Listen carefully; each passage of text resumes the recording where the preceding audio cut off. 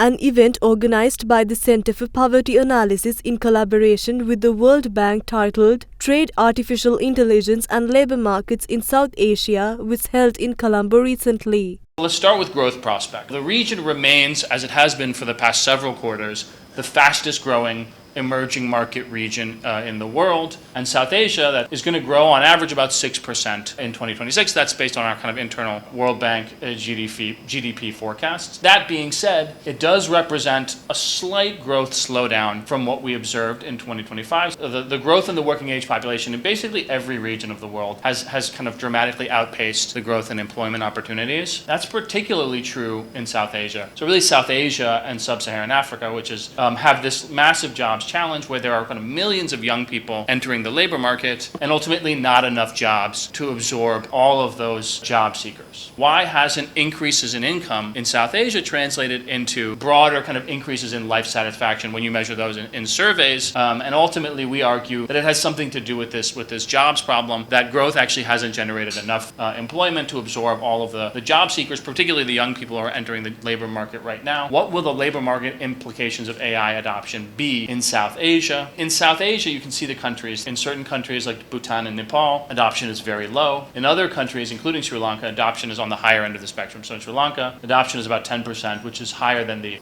emerging market average.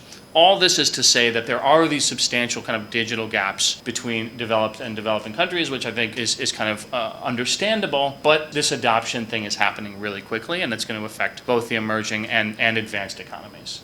And so it's about 20% of jobs in South Asia that are exposed to AI. That's a little bit lower than other emerging markets where the numbers are closer to 30 because the level of skills and kind of cognitive tasks in the labor market tend to be a little bit lower in South Asia. Who is most likely to be affected in the labor market? And there you see this pretty clear upward sloping relationship where more skilled jobs tend to have higher levels of AI exposure. And there you see kind of automation potential really peaks around 15 years of education. Those are the workers that tend to be most exposed to automation specifically, and then it falls pretty rapidly after that. So workers with college degrees or with higher levels of education tend to be much less exposed to automation. And so when we look at the types of sectors that kind of show up as highly exposed sectors, I think it makes a lot of sense. You see finance is highly exposed with a lot of substitutable jobs. So think about like low-level equity analysts or doing basic research on investments in companies. Those are jobs that are already beginning to be automated by AI. ICT is another one with a relatively high level of overall exposure. In contrast, when you look at real estate and education, those are the two sectors with the highest level of value added that's complementary to AI. From the perspective of this report, these are labor market and trade infrastructure. DPI lowers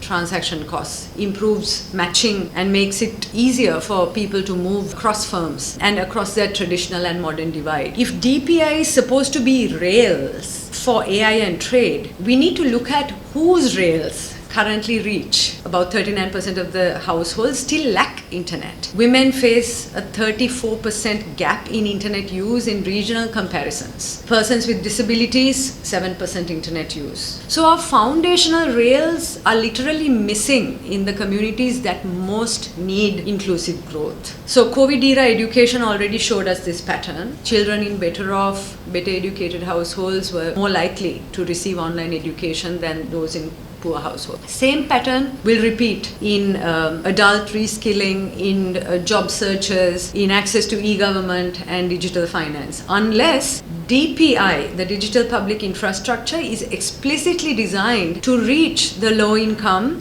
rural, estate households, the periphery of this economy, not just the middle class.